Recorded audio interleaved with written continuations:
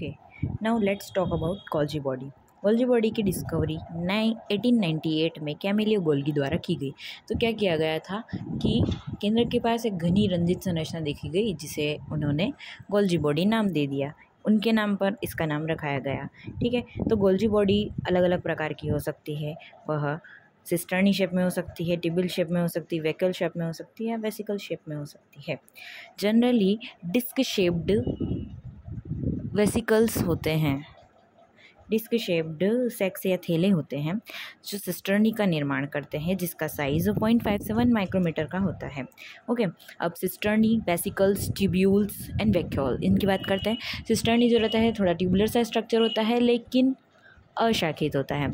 Tubules tubular structure होता है लेकिन उसके अंदर शाखाएं पाई जाती है।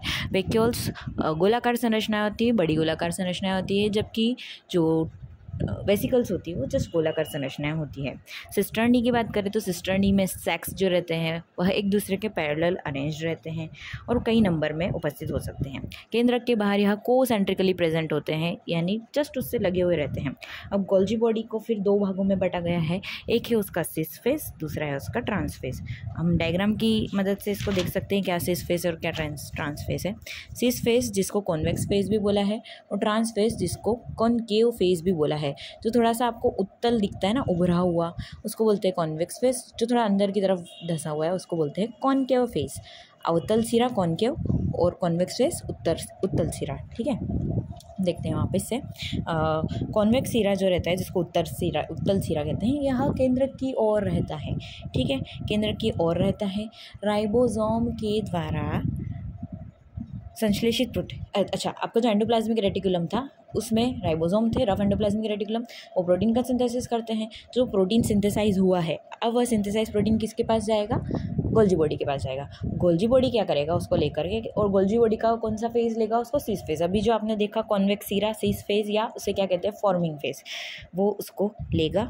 लेने के बाद क्या करता है? उसकी मॉडिफिकेशन होती है, तो उसको मॉडिफिकेशन किया जाता है और फिर आगे भेजा जाता है ट्रांस फेज में। ट्रांस फेज उसको रिलीज़ कर देगा बाहर की तरफ। सिस फेज केंद्र की ओर होता है, ट्रांस फेज मेम्ब्रेन की तरफ होता है। और मॉडिफाइड प्रोटीन को अब ट्रांस फेज के द्वारा बाहर की तरफ रिलीज़ कर दिया जाएगा, यही यहाँ लिखा हुआ है। ओके, देन गोल्जी बॉडी जो कि प्लांट्स के अंदर पाई जाती है उसे हम क्या कहते हैं? डिक्टियोसोम कहते हैं। गोल्जी बॉडी जो प्लांट्स के अंदर पाई जाती है उसे डिक्टियोसोम कहते हैं। ठीक है, अब गोल्जी बॉडी के फंक्शंस की बात करना है तो ओके, फंक्शन की बात करते हैं। प्रिंसिपल फंक्शन मैंने आपको कल भी बताया था कि पैकेजिंग का काम इसका होता है। पैकेजिंग मतलब वही जो प्रोटीन आ रहा है रफ एंडोप्लाज्मिक रेटिकुलम से, उसको लेकर ये मॉडिफाई कर रहा है और आगे ट्रांसफेज से बाहर रिलीज़ कर रहा है। बाहर कहाँ रिलीज़ करता है? इंटरसेल्युलर टारगेट ऑर्गन, जहाँ पर भी आपको वह प्रोटीन की आवश्यकता होती है वहाँ तक वह पहुँचा दिया जाता है। ठीक है, यह कार्य गोल्जी बॉडी के द्वारा किया जाता है। तो जो स्रावण की प्रक्रिया है वह 3 स्टेप्स में होती है। सबसे पहले स्टेप होती है गोल्जी बॉडी प्रोटीन को ग्रहण करेगा, किससे? एंडोप्लाज्मिक रेटिकुलम के द्वारा, और वेसिकल्स को वो ग्रहण करता है। हमने जस्ट एग्जांपल में वेसिकल्स लिया क्योंकि प्रोटीन के अतिरिक्त और भी पदार्थ होते हैं। फिर उनका रूपांतरण किया जाता है, लिपिड या फिर प्रोटीन का ग्लाइकोसाइडेशन किया जाता है या ग्लाइकोसाइलेशन किया जाता है। मॉडिफिकेशन टर्म को हम इस प्रकार समझते हैं कि ग्लाइकोसाइडेशन किया जाएगा या फिर ग्लाइकोसाइलेशन किया जाएगा उसका। फिर केमिकली ट्रांसफॉर्म जो हो चुका है पदार्थ, रासायनिक रूप से रूपांतरित हो चुका है, कोटिंग हो गई है उसको, अब उसको वेसिकल्स के फॉर्म में पैक किया जाता है। पैकिंग करने के बाद ट्रांसफॉर्म के द्वारा उसको इंटरसेल्युलर टारगेट ऑर्गन तक पहुंचा दिया जाता है, यानी सेल के बाहर हम उसको पहुंचा देंगे।